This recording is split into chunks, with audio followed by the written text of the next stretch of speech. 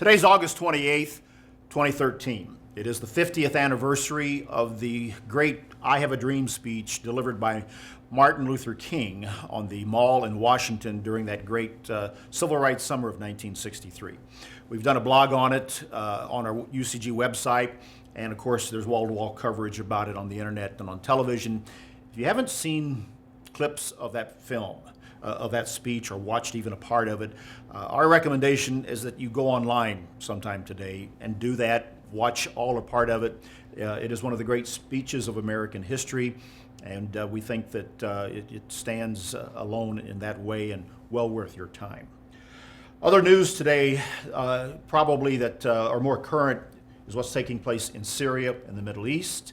As drumbeats begin to heighten and increase, will the United States take some type of military action along with other nations? What will be the impact of that, especially in the aftermath of revelations that the Syrian President Bashar al-Assad has used chemical weapons against his own people?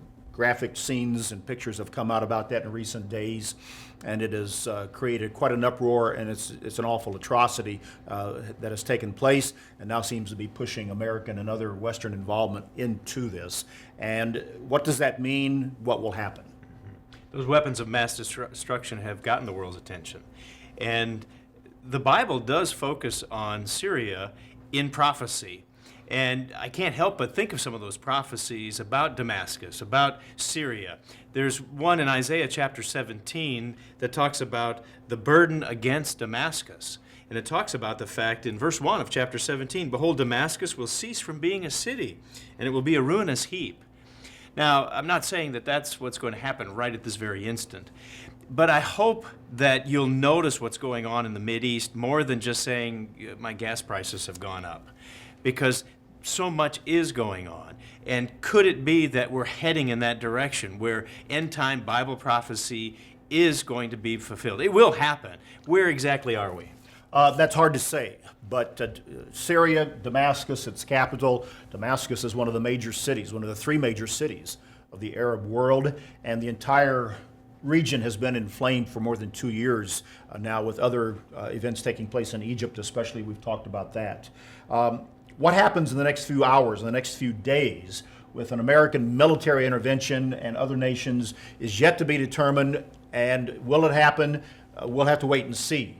It likely something is going to take place. What will be the impact of that? We don't know. Everyone is waiting right now to see exactly what will take place. Should Bashar al-Assad, the president of Syria, should he be removed? Should his regime come to an end?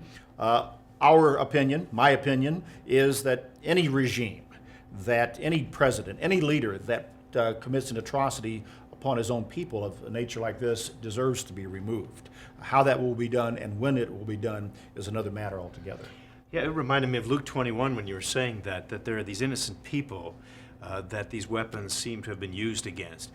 Christ said, watch and pray always. Pray for those innocent people over there that are in such a terrible, dire circumstance as we look forward to the return of Jesus Christ and really the fulfillment of his prophecy when once and for all we can be beyond the atrocities and we can look forward to God's government. It's an important area to watch, an important event and twist that is taking place even as we speak and take note of this at this time. That's BT Daily. Join us next time.